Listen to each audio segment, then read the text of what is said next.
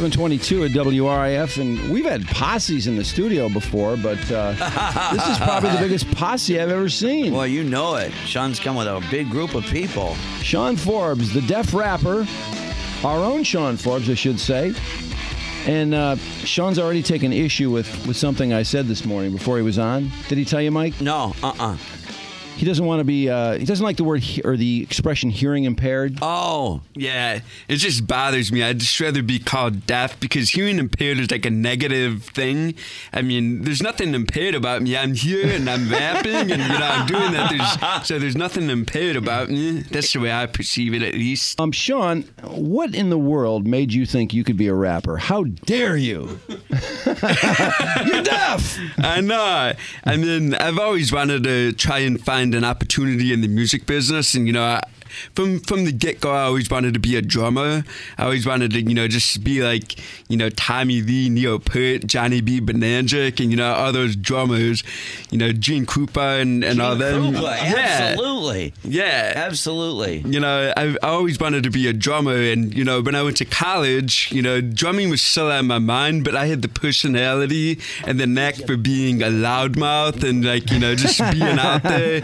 And I realized that, maybe I could just be the front guy, because I also loved writing songs and stuff like that. Did people tell you, though, you can't be a drummer, you're deaf? What are you talking about? Give it up. Right. Yeah, definitely. People discouraged you? One summer, I took an internship in Chicago, and, they loved me at this company. I was working for an electric company, and the boss came up to me towards the end of the internship, and he was like, Sean, I want to hire you. I would like to pay for the rest of your education if you would become an engineer at my company. And I was like, nah, I'm going to be a rock star. And he laughed at me right there.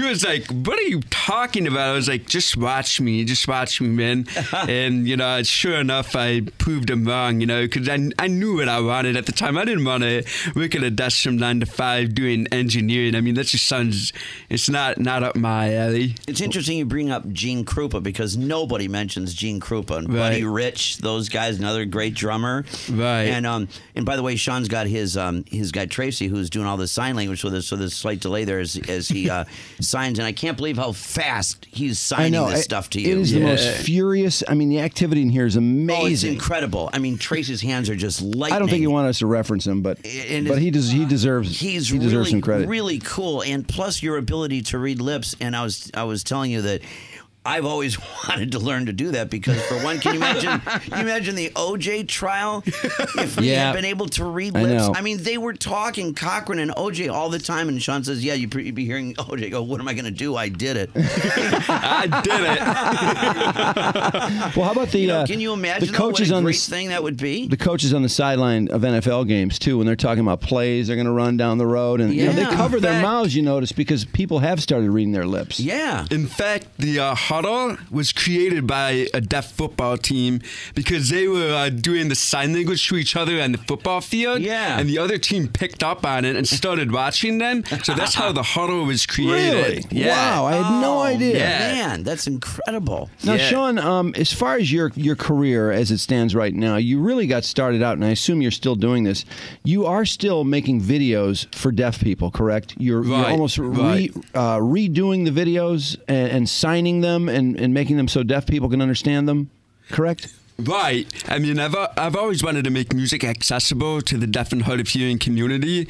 I mean, I've been very fortunate growing up in a musical family with brothers that loved music, and my dad and my uncle are musicians with the Forbes brothers and all that. And I've always been very fortunate to be exposed to music, so it's always been a goal of mine to make music more accessible for the deaf and hard of hearing community. I mean, they love listening to music. They love bumping the bass in their car, and often if you're driving down 8 Mile and somebody's bumping the bass, it's might be a deaf person, or they're be going deaf. Yeah, that's I've always amazing. Said with those cars that pull up behind you, you can hear from miles away that they're going to drive me into deafness because it's so loud, and you can hear the vibration a mile away. Right. Yeah, I'm usually not that friendly about it either, but in the future, I'll go, oh, it's a deaf guy, and normally you're just like, turn the damn thing down, Jesus! How can you drive? How can you tell if there's a cop behind you? It's so loud, but it's a deaf guy. Yeah, Sean, is it? Might be.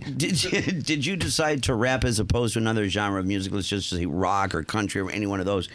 Because it kind of lends itself to the deaf community and to, because I would think that with the vibrations, the bass, right. The signing and the actual singing, which you incorporate into any production, right? Right. You sing your videos. You are really singing and you're signing at the same time, and you've got the bass that's really strong that we're just talking about. That kind of lends itself to rap, doesn't it?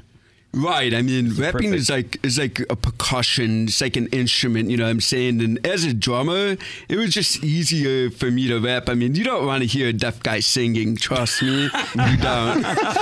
You know, the glasses are breaking, everything in here. You don't want to hear a deaf guy singing. But I do sing sometimes, you know. It's like my own style, my own voice, you know. So, I mean, it's cool, you know. Well, I don't know how you guys, Jake, you write the music, Jake, correct? Yeah, I write and produce all the tracks that we've written so far. How many tracks you guys have? Right now we have about 30 to 40. Wow. And you're gonna lay them out on YouTube pretty soon, right? Oh, maybe. Maybe? Maybe. Maybe? If you're lucky.